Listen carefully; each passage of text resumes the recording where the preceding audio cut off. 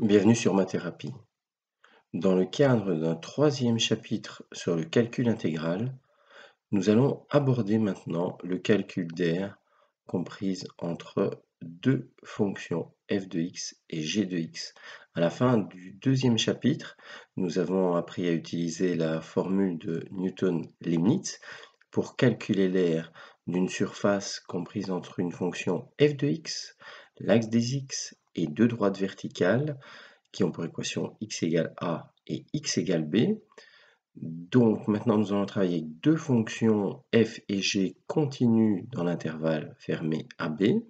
Donc supposons dans un premier temps que pour tout point d'abscisse x de cet intervalle AB, la fonction f de x se trouve au-dessus de la fonction g de x. Alors représentons ici une fonction f de x, l'intervalle AB, et une fonction g de x qui se trouve sous cette fonction f de x dans cet intervalle AB. Alors, l'aire de la surface délimitée par le graphique de la fonction f, le graphique de la fonction g et les droites verticales x égale a et x égale b, représentées en hachuré bleu ici sur le graphique. Pour calculer l'aire de cette surface, elle est donnée tout d'abord par l'intégrale définie entre a et b de la fonction f de x. Alors, je représente ceci en vert, elle apparaît en positif à l'écran puisque la fonction f de x ici est positive sur l'intervalle AB. Alors, elle est donnée par la formule de Newton-Leibniz. Donc ça, nous reprendrons les calculs tout à l'heure. Et nous allons maintenant soustraire l'intégrale de a à b de la fonction g de x dx. Alors, cette fonction g de x se trouve dans l'intervalle AB à cheval sur l'axe des x. Ça veut dire que sur certains tronçons, l'aire de la surface apparaîtra en positif. J'ai noté un petit plus sur l'aire de la surface en rouge et un petit moins quand la fonction g de x se trouve sous l'axe des x, car quand je calcule grâce à la formule de Leibniz-Newton, si je ne prends pas garde à placer des valeurs absolues, cette intégrale définie sera donc négative. Je peux donc maintenant, en notant donc ces surfaces, pouvoir calculer directement l'aire de la surface S, plus simplement en calculant directement l'intégrale définie de la fonction f de x qui se trouve au-dessus de la fonction g de x, moins g de x dx.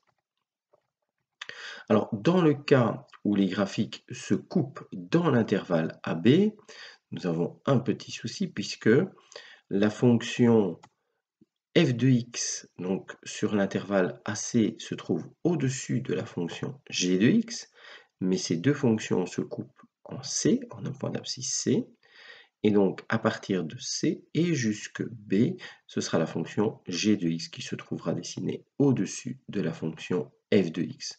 Donc dans ce cas-là, il est judicieux de scinder le calcul d'aire en deux nouveaux petits calculs d'aire pour calculer l'aire A1 hachuré en vert à l'écran et l'aire A2 hachuré en rouge à l'écran. L'aire totale sera simplement la somme de ces deux aires. Alors, on pourrait d'abord calculer l'aire A1 en calculant l'intégrale de A à C de f de x moins g de x dx, plus ensuite l'intégrale de C à B de g de x moins fx. Il est à noter qu'en utilisant une des propriétés du calcul intégral, on peut calculer directement la primitive de f de x moins g de x et remplacer par les bornes A à C pour calculer A1 et ajouter en calculant les bornes qui vont de B à C pour la deuxième aire. Voilà, j'espère que j'ai été clair et on se retrouve prochainement sur Ma Thérapie pour une petite vidéo relative à un calcul de volume. Au revoir.